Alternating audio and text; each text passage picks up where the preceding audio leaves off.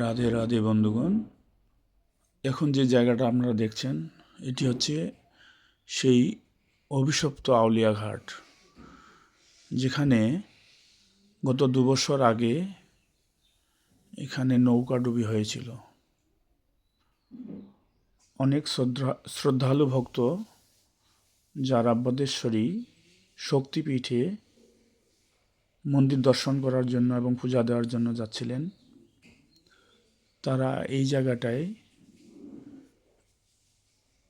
এই সামনে একটা নৌকা আছে দেখবেন, এরকম একটা নৌকায় তারা এই নদী পার হওয়ার জন্য ওই নৌকাটায় চেপেছিলেন।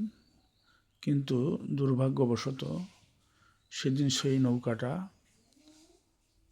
জলের তলায় ডুবিয়ে যায় এবং শতাধিক ভক্ত প্রাণ হারান। খুব মর্মান্তিক দৃশ্য, ভাবলে কীরকম যেন লাগে।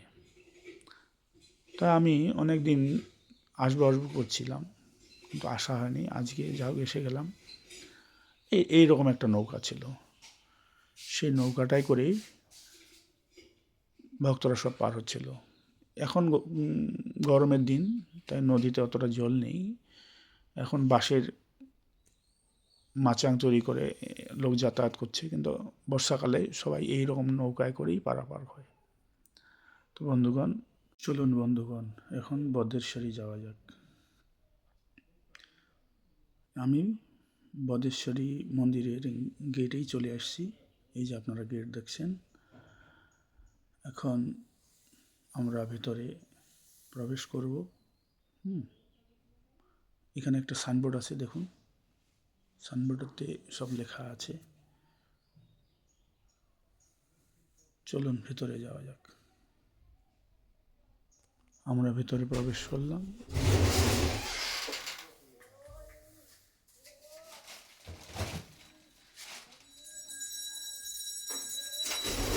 পাইপ দিয়ে ভিতরে সব জল দেওয়া হচ্ছে, কারণ প্রচুর ধুলা হয়ে গেছে।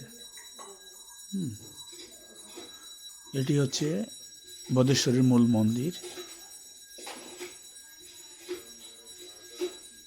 এখানে একটা সাইনবোর্ড লেখা আছে।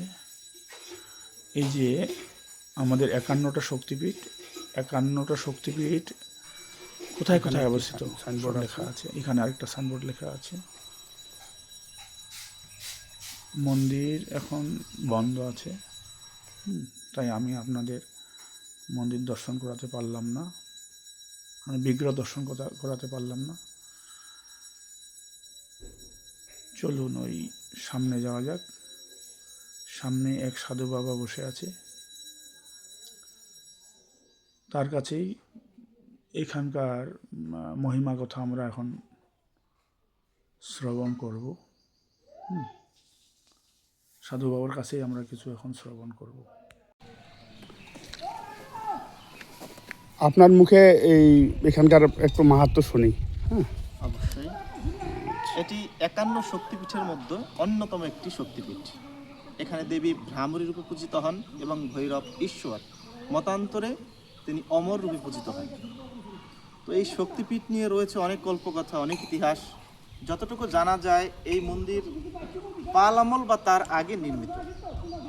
এর পরবর্তী সময়ে কোচবিহারের মহারাজা প্রাণনারায়ণ মন্দিরের পুনঃসংস্কার করেন এবং তার পুত্র এই মন্দিরের পুনঃসংস্কার করেন এবং তাদের পরবর্তী বংশধর নৃপেন্দ্র নারায়ণ তিনি পুনরায় মন্দিরটি সংস্কার করেন।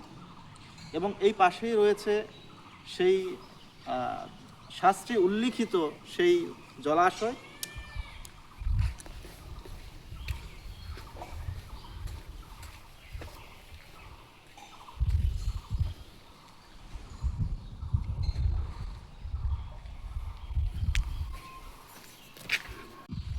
জানা যায় কোচবিহারের মহারাজা তিনি পরাজিত হয়ে, তখন তো এই অঞ্চল শাল বাগান ছিল বা চারপাশে অরণ্য ছিল, তো তিনি জানা যায় তিনি পরাজিত হয়ে এখানে এসে আশ্রয় নেন, এই শক্তিপীঠে এসে আশ্রয় নেন। তখন এখানে জীর্ণ সব কিছু, মন্দির ছোট একটি স্তূপের মতো। তো তখনকার সময়ে তিনি এখানে এসে মাতৃ আরাধনা করেন। সেই পরাজিত হয়ে এখানে লুপ্ত অবস্থায় মাতৃ আরাধনা করেন এবং শোনা যায় তিনি মাতৃ আরাধনা করেই পরবর্তীতে পুনরায় বিজয় প্রাপ্ত করেন এবং নিজের রাজত্ব ফিরে পান। আচ্ছা এরকম আরও বিশেষ অনেক ঘটনা রয়েছে এই মাতৃপীঠ, এই শক্তিপীঠ নিয়ে। এখানে মাতা ভ্রামরী এবং ভৈরব হচ্ছেন অমর। মতান্তরে মাতা অমরী রূপে পূজিত হন। আরও একটি মতান্তরে ভৈরব সদানন্দ এবং মাতা হচ্ছেন চণ্ডিকা। এই তিনটি মতান্তর এখানে রয়েছে। এখানে দেবীর জংহা পতিত হয়। তো শিলারূপী যে জংহা মায়ের, সেটি এখনও মন্দিরে স্থিত রয়েছে। ভক্তদের জন্য, সাধারণ ভক্তদের জন্য পূর্ণিমা এবং অমাবস্যা তিথিতে সেটি উন্মুক্ত করা হয়, বা যারা দর্শনে ইচ্ছুক তাদের দর্শন করানো হয়। আর একটা কথা, এখানে এসে কেউ খালি হাতে ফিরে যায় না। অত্র আপনি যদি একটু ঘুরে দেখেন, অত্র অঞ্চল রয়েছে, এখানে বলা হয় যে মাতা ভ্রামরী কাউকে খালি হাতে ফেরান না। মায়ের কাছে যিনি ভক্তিযুক্ত হয়ে যে যা প্রার্থনা করেন তার তাই পূর্ণ হয়। এটুকুই ছিল। আচ্ছা, হরে কৃষ্ণ। নমস্কার, আপনাকে অনেক ধন্যবাদ এই মাহাত্ম্য বলার জন্য। এটা আমি কখনো শ্রবণ করি নাই, আজকে শ্রবণ করার সৌভাগ্য হলো। আচ্ছা, আর কি কি দর্শন আছে এখানে? এই পাশেই যে কুয়ো রয়েছে, পাল আমলে নির্মিত, আচ্ছা আচ্ছা, সেই পাল রাজার নির্মিত সেই কুয়োটা এখনো রয়েছে। এই কুয়াটা? হ্যাঁ হ্যাঁ, আচ্ছা আচ্ছা, আমরা এখন কুয়াটা দর্শন করব। হ্যাঁ। হরে কৃষ্ণ। পাশে শিব মন্দির রয়েছে, বিষ্ণু মন্দির রয়েছে, ওই পাশে অনাথ আশ্রম রয়েছে। অনাথ- এখানে এই যে বিশাল শাল শাল বৃক্ষের বৃক্ষ, নিচে হচ্ছেন ভৈরব। এখানে যে শাল বৃক্ষ আছে, এই যে বিশাল, হ্যাঁ, এই হ্যাঁ। শাল বৃক্ষের নিচেই হচ্ছেন আমরা এখন কুয়াটা দর্শন করব। শিবজি মহারাজ ওই মন্দিরে আছে না? শিব মন্দির ওটা, এই পাশে বিষ্ণু মন্দির। আচ্ছা আচ্ছা, বিষ্ণু মন্দির এটা না? এই সেই কুয়ো। হরে কৃষ্ণ। কুয়ো এখন এখানে অনেক শাল পাতা টাতা পড়ে গেছে, অনেক পুরনো কুয়া তো, সেই জন্য একটু ইয়ে হয়ে গেছে কুয়াটা। হরে কৃষ্ণ।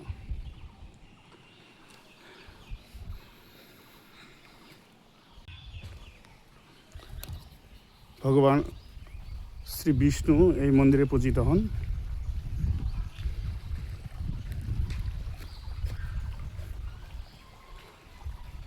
হরে কৃষ্ণ। আমরা এখন ভগবান বিষ্ণুর বিগ্রহ দর্শন করতেছি। হরে কৃষ্ণ।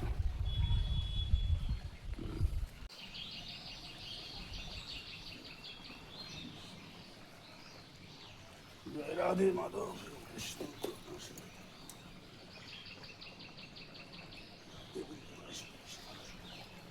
হরে বল।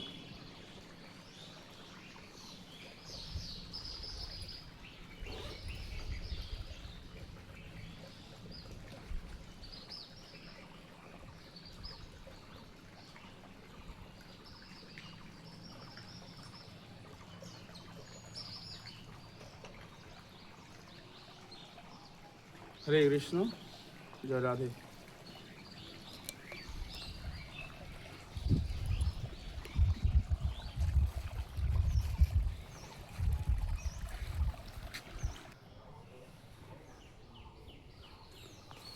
হর হর মহাদেব।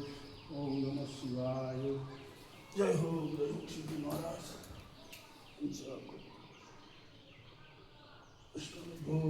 হরে কৃষ্ণ, হরে কৃষ্ণ, হরে বল।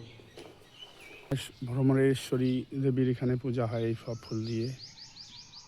খুব সুন্দর, বাগানটি খুব সুন্দর সাজিয়েছেন। গোলাপ ফুলগুলো খুব সুন্দর ফুটেছে এখানে।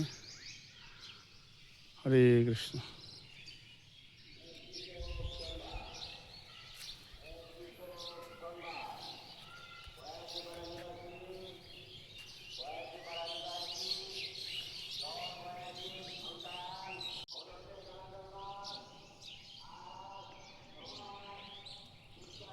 হরে কৃষ্ণ।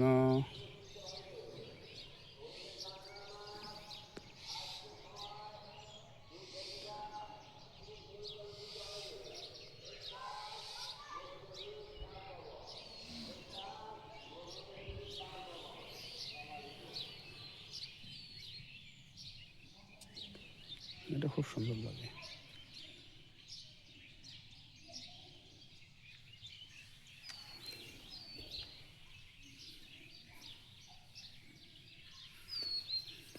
বাবরি ফুলগুলো খুব সুন্দর হয়েছে না?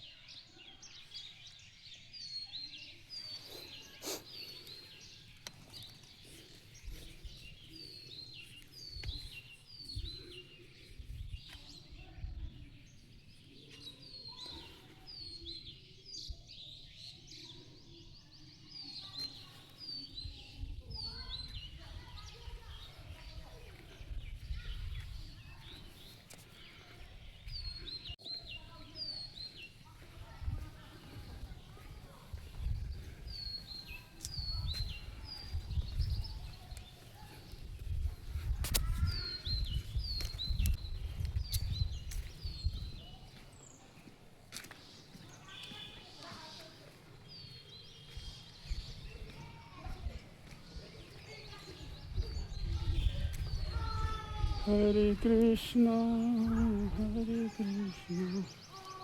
এটা হচ্ছে অনাথ আশ্রম। এখানে বিভিন্ন জায়গা থেকে অনাথ বাচ্চারা এখানে এসে পড়ালেখা করে, এখানে থাকে। হরে কৃষ্ণ।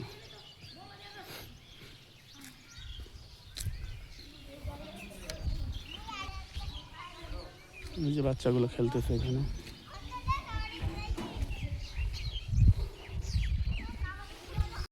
14-15 জন না? এটা কি এলাকারই বাচ্চা না বিভিন্ন জায়গা থেকে? বিভিন্ন জায়গা থেকে। এখানে কি সব পড়ালেখার ব্যবস্থা, সব ব্যবস্থা আছে নাকি? পাশে প্রাইমারি স্কুলে যায়। আচ্ছা আচ্ছা। আর এখানে খাওয়া দাওয়া সব এখানেই হয় না? আর খরচাটা কিভাবে চলে? কি ব্যাপার বল? এটা ভক্তের অনুদানে সব দানে ভক্তের দান দেয় না সব? ও, বিভিন্ন মানুষ বিভিন্ন মানুষ। আচ্ছা, ধন্যবাদ। হরে কৃষ্ণ। হরে কৃষ্ণ। আমরা এখন বেরিয়ে যাচ্ছি। আমি এখন বেরিয়ে যাচ্ছি।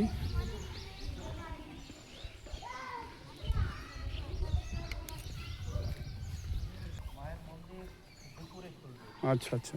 3 বেলাই মায়ের পূজা হয়। আচ্ছা আচ্ছা। সকালের পুজো হয়ে গেছে, দুপুরে হবে, আবার সন্ধ্যার সময় মায়ের পুজো হবে। আচ্ছা ঠিক আছে, এমনি প্রণাম করে চলে যাই। হরি বল।